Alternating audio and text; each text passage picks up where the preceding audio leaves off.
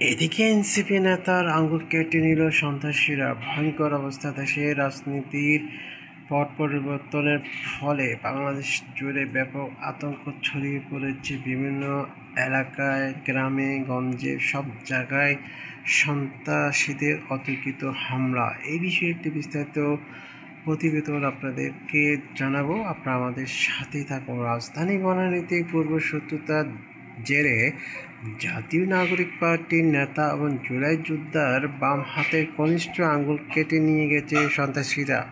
গত বৃহস্পতিবার দুপুরে হাসপাতালে গুরুতর চিকিৎসাধীন অবস্থায় চূড়ান্ত তথ্যটি জানিয়েছে ভুক্তভোগী এনসিপি নেতা মোহাম্মদ আব্দুর রহমান রাকিব।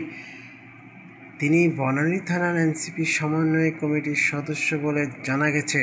পারিবারিক সূত্রে জানা যায়, বুধবার দুপুরে আনুমানিক 2টার দিকে স্থানীয় কিশোর গ্যাং সদস্য রাব্বি, পিতৃ শাকির, তামিম, আলাউদ্দিন আলো ও নকিব কয়েকজন মিলে বনানী কোরাইরা এরশাদ মাঠ এলাকায় অবস্থিত রাকিবের বাসায় দেশীয় অস্ত্র নিয়ে হামলা চালায়।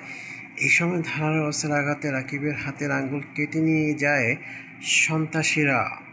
হামলাকারীদের মধ্যে তামিম পলাতক আওয়ামী লীগের নেতা মোহাম্মদ আলীর ছেলে।